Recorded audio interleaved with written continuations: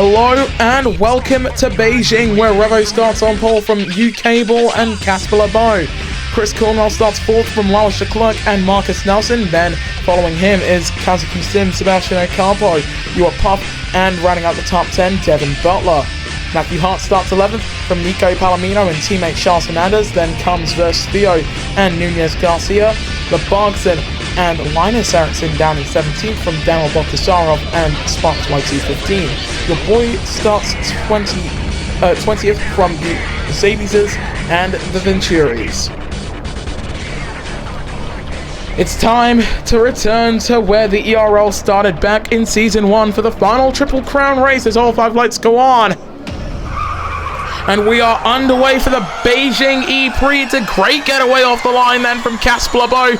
Not a perfect start from uCable, but coming through turn number 1, he knows he can make up a lot of ground as we go on board with the number 89. Tries to hold it in front of his former teammate. They were teammates here when they came here for the first time, but Revo just about manages to hold on to the race lead as they come through turns 3 and 4.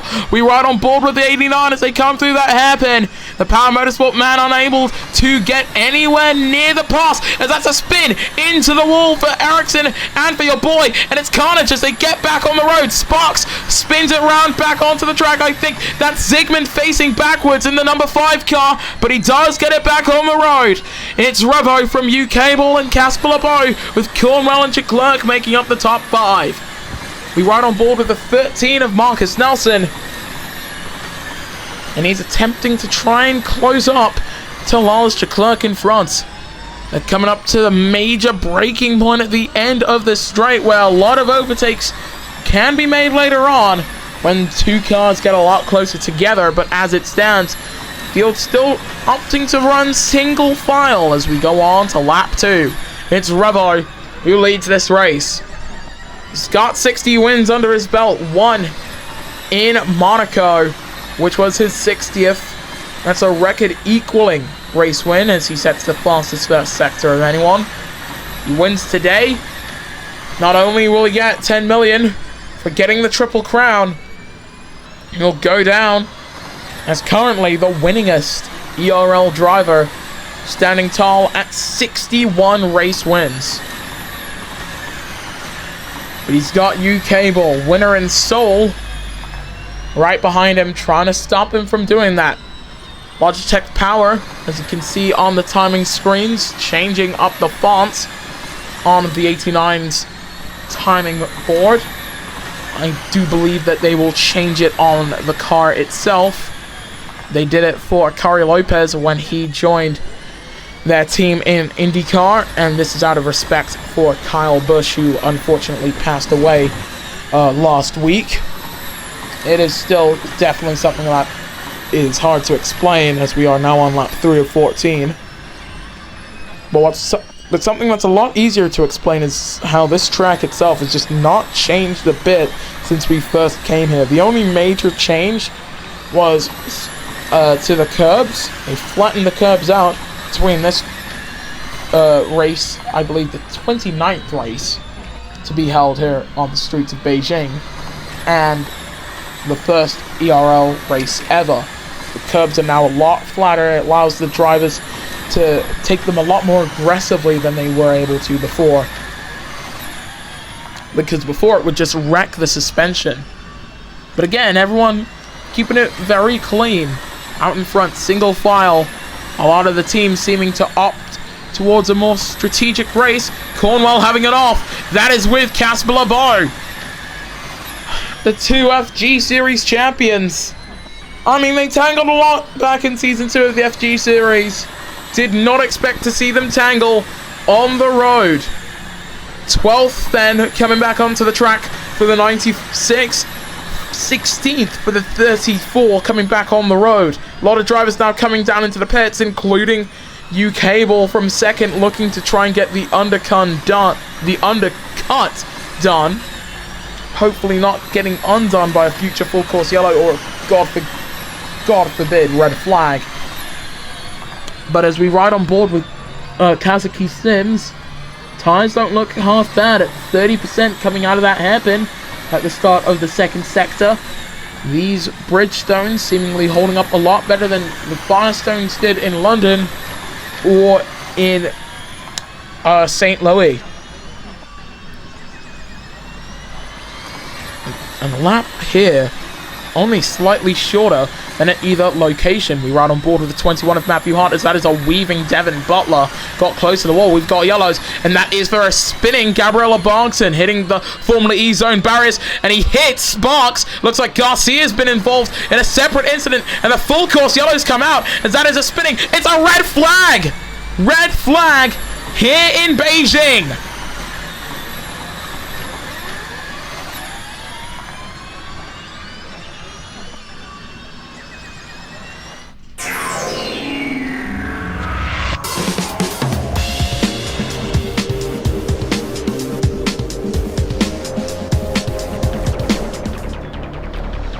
Well, we are about to have our first restart of the day then. Revo on pole, Sims second as all 5 lights go on.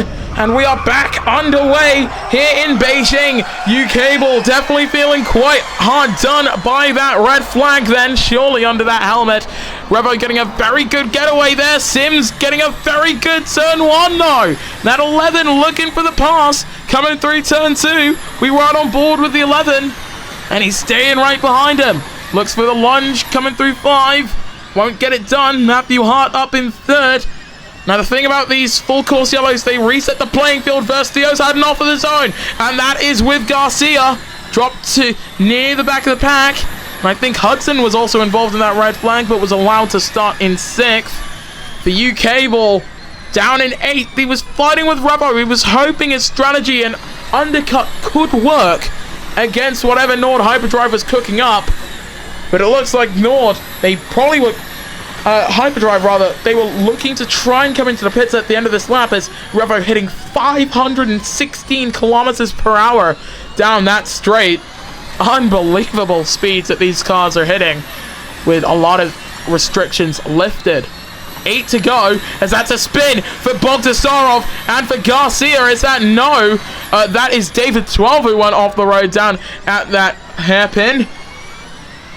So that'll put both drivers near the back of the pack. 12 getting a time penalty as Revo gets the fastest first sector of anybody. I think Butler might have dipped a wheel on the grass. Thing about these red flags, as we saw in Seoul, they do not erase your time penalties. In fact, they probably make them worse, because before you could get a time penalty, but you have a gap behind the driver behind. Now everyone's bunched up again. You don't have that gap. You need to run. And you need to make sure that your strategy accommodates for that 5-second time penalty now.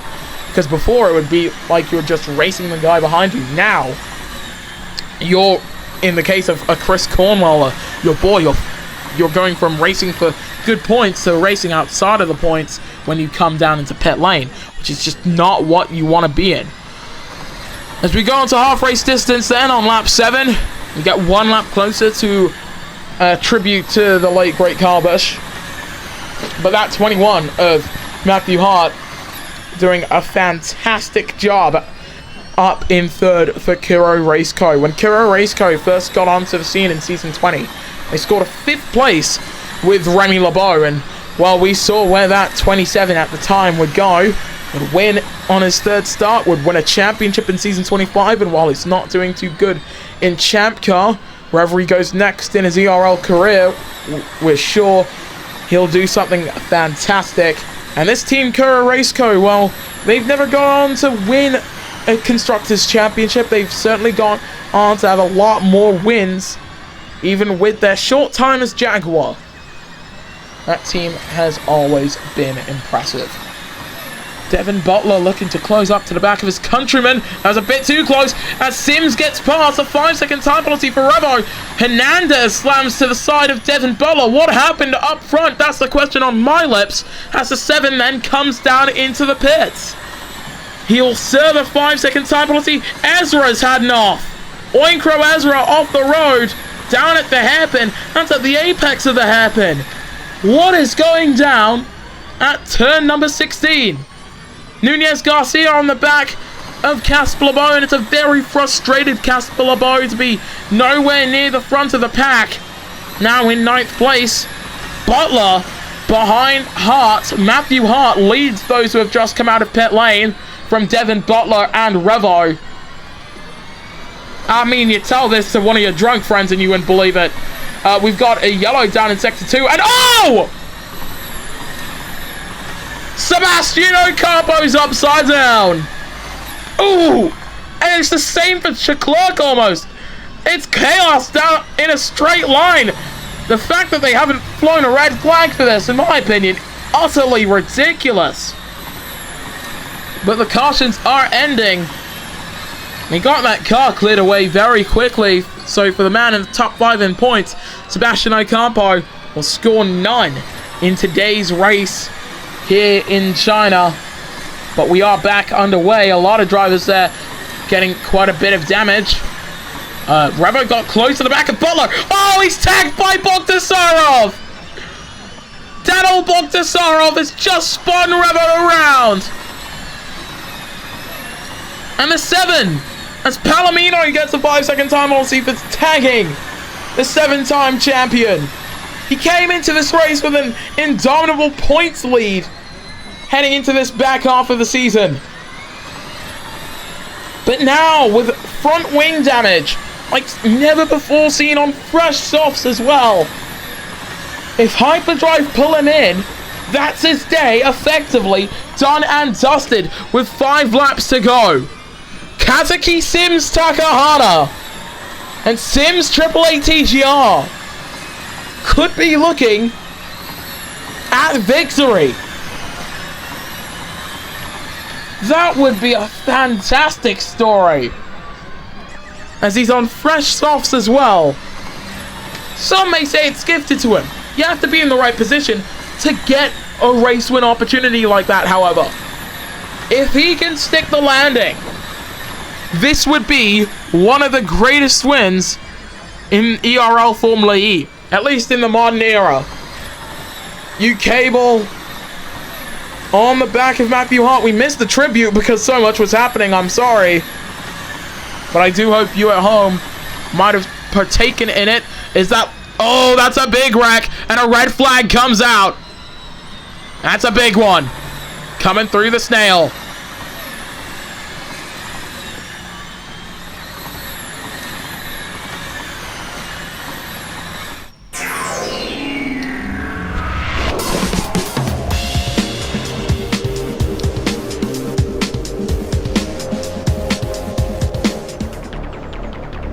Our second red flag situation of the day puts us on to lap number 10. All 5 lights are on, and we are back underway here in Beijing. Revo not getting a perfect start as we look to the Hyperdrive Racing man, but Matthew Hart has got off to a stormer there. Looking to the outside of Charles Hernandez, not getting the exit that he needed at all. U-Cable moves up into 3rd place. For Sims, he's trying to get away from the rest of this pack. He wants to have a perfect day in the office. Charles Hernandez, he needs that too. He thought he could have gotten a race win already. He knows he should have gotten one already. We've got a caution coming out right behind him. They're spinning across the racetrack. Surely another red flag situation incumbent. And Zygmunt is out. They're flipping in a straight line. And the red flags do come out.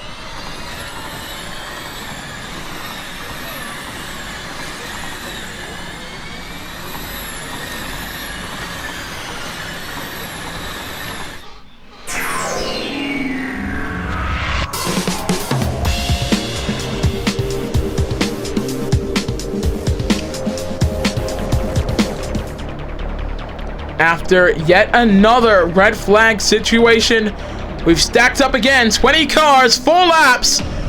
We're back underway in Beijing. Great getaway off the line there from U-Cable, but he hit the side of Hernandez, lifted off, and has lost a lot of ground and has dropped down to 4th. We ride on board with the 52. Charles Hernandez looking for a pass to try and get him up into the race lead. As I've already said, he knows he probably should have a race win by now. It's just not come to him. Coming down into the hairpin, the 52, not close enough to make a lunge. It's Sims from Hernandez and Hart. U-Cable and Ericsson as they make their way through. Don't tell me it's happened again. It's Garcia. Casper LeBeau, I think, almost Hudson might have gone involved in that. Can Garcia, the Luxembourgish driver, get it back onto the road for the Virgin man?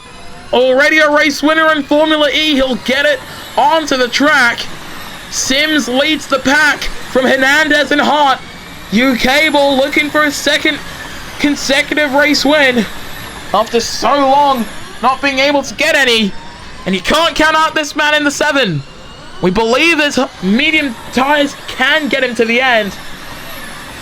Sims in that 11 though brings us to lap number 11. 1.5 seconds up on Tag Heuer Porsche's number 52. They're backing that man. We know they're backing that man. They're backing both of their men though. They're looking for victories in their first season back in the ERL as Tag Heuer Porsche. And I think they might be able to get it if the cards line up in their way. But still, Kazuki Sims, this Japanese driver, looking for that race win as well. And where else to do it but at the site that hosted the very first ERL race? That would be monumental. Looking back with David 12 in the number 12 car, running up in 12th. You're shocked that it isn't lap 12 already, aren't you? Revo's got a good run on Gabriela Barkton here. Won't be able to do too much with that though. So they make their way through the hairpin and on to lap number 12. Sims with the fastest lap of the race, already with a 2-second lead over Charles Hernandez. If the Thai driver needs this race lead as much as he seems to need it, he needs to close up to the back of Sims as quickly as possible. Everyone can make it to the checkered flag right now. Everyone can. That lap 10 would have been the earliest moment to come into the pits on softs and make it to the checkered. Now you're seeing everyone out there with fresh tires that they strapped on at the start of lap 10. Coming through the chicane then with the 52. You can see a lot of graining for Hernandez. He's going to have to manage that if he's going to go quick. And Cable, well, he wants a podium at the very least for his Power Motorsport team in what has been one of the most chaotic ERL races that Formula E has seen. We're getting more chaotic by the race in the ERL, it seems, these days. You think you've seen chaos? You ain't seen nothing yet, son. On to the penultimate lap. 2 seconds the margin out in front. I don't think this field is catching up to Sims. Surely not. Surely not. That young Japanese hotshot is gonna have something that he can back up his claims with. That team, Sims Racing, 2 Drivers' Championships, a Constructors' Championship. Now, the team owner joined this series with his own team. He wasn't the first man to win a race with his cars, but he did wind up winning races with his cars. Las Vegas Season 24 being the prime example. Hernandez getting a track limits warning as it's 8 seconds the margin out in front. Hart gets past Hernandez. Look at this, they're converging down the straight. Yellow's down in the third and final sector. Is that down at the snail? I think that's for Palomino. He did go off the road. Sims heads down the main straight. It's the current lap. 1 to go. Butler gets past. It's a spin for the 19. He involves the 7 and the 96. They're all around coming out of the hairpin. It's a blockade down on the back stretch. Somehow no red flags are flown. Makes sense. No one's retired though. And they do re-rack and restack and all that jazz. 9 seconds, 10 seconds, the margin out in front. The full course yellows are out. That's versus Theo in the wall. Neither Hamlin will score points or even see the checker. That is gonna seal it for Kazuki. If a red flag, however, does fall at any point on this final lap before Kazuki makes it to the checkers, I do believe that we will have one last lap to decide today's race winner. And for Hart, for Hernandez, and Cable, all 3 of those guys They're hoping for that to happen. Obviously. Oh! Big hit for Ericsson. He's out. Weaved on low tires. 1% for U-Cable. About 14. These softs are going to blow up. Power Motorsport miscalculated. U-Cable and the 89 has hit 0. It's a full car puncture for the two-time champion. He was looking at a top 5 result. But everyone was looking to the 11. That's how you do it, son. What a way to win in your rookie season. Kazuki Sims wins in Beijing. And Leclerc has spun it round for the back. That's massive. Coming through the snail. Full car punctures abundant. The 47 gets it back on the road. I think everyone got it back on the road eventually. Devin Butler's going to come home with third as it's a red flag.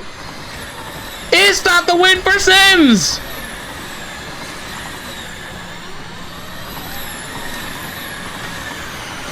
If it isn't, I won't believe it.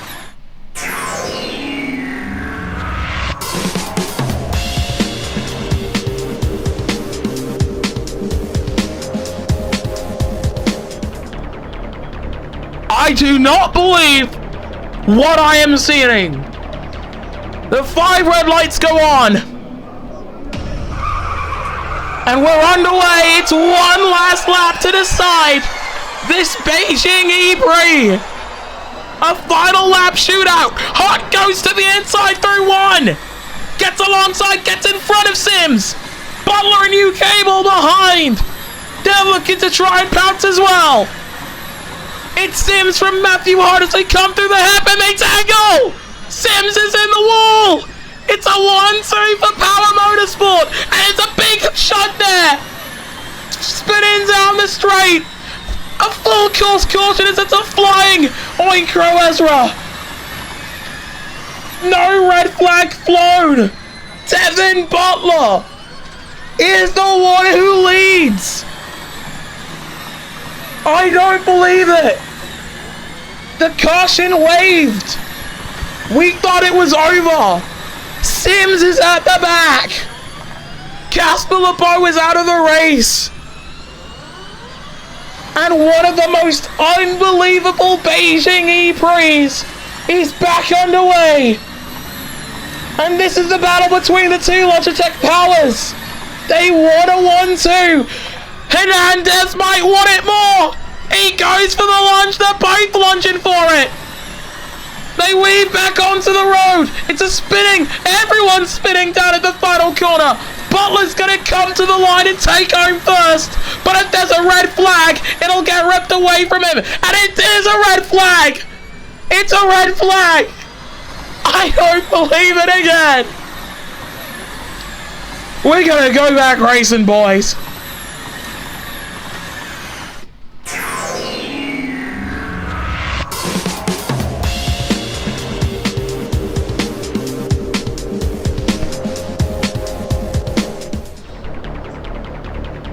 Yet another red flag restart then.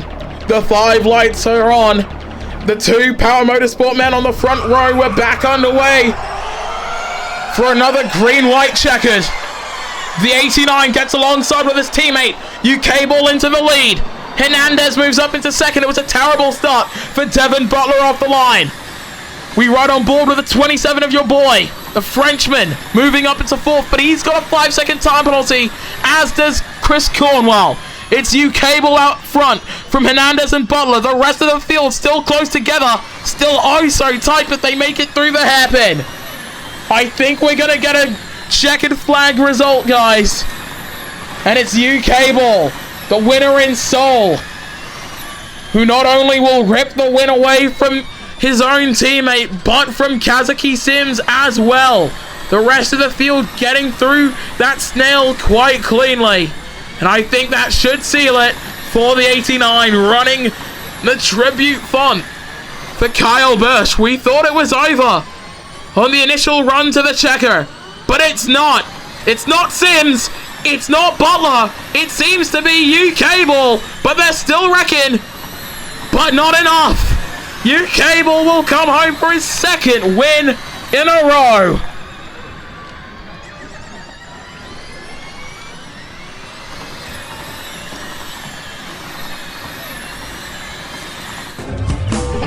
That was one of the most unbelievable finishes to an ERL race that I have ever seen. We thought it was over when Sims came across the line first. Nope. When Butler came across the line first, nuh-uh. U-Cable will come home for his second ERL Formula E race win of the season from Hernandez and his teammate Devin Butler. He denies Revo was going after the three-peat in the Triple Crown races and the $10 million bonus that came with it. And as for the rest of your finishes, it is that Italian Revo coming home in fourth from Kazuki Sims, and your boy. Then comes Chris Cornwell, Nunez Garcia, David 12, and Dominic Hudson, the point scorers. Then comes Matthew Hart, you are Puff, Gabriella Bogdan, Daniel Bogdanov, Nico Palomino, Miles Chaklut, Casper LeBeau, Sebastian Ocampo, Spock, YT15 versus Theo, Nelson, Erickson, Sigmund, and Ezra, with everyone from Chaklut down, not seeing the checkered flag. Revo leads the points from former teammate U-Cable and Nico Palomino. Then comes Chris Cornwell, Sebastian Ocampo, your boy Casper LeBeau, Devin Butler, Charles Hernandez, and Nunez Garcia, the top 10, with Marcus Nelson being tied on points with Garcia. Then comes Hudson, Sims versus Theo, Erickson, Bob Tasarov, Chaklerk, Ewart Puff, Matthew Hart, Onkro Ezra, David 12, Gabriella Barton, Sigmund, and Sparks YT15. As for the Constructors' Championship, in the race that might go down in history as the race with 3 race winners, because realistically that's what it is. We had 3 drivers come to the checkered flag first, but the red flag was flown after. Everyone needs to see the checkered flag or retire for the race to be made official, I guess. Nord Hyperdrive lead the constructors from Logitech Power and Tag Heuer Porsche. Then comes Next EV, TCR, Sims 888, TGR, BMW i Andretti, Citroen Virgin, Mercedes EQ, Akiro Race Co, Honda Racing Team, Amlin Aguirre, and Venturi Racing. I need to drink some water, get some cough drops, all of that jazz, and you can help me out with that by buying some t-shirts, getting a membership, or just sending a super thanks or super chat if you're watching this through the premiere. Thank you so much for watching and supporting the ERL over the past 3 years, you guys, and we will see you guys next time then when the Electric Racing League returns.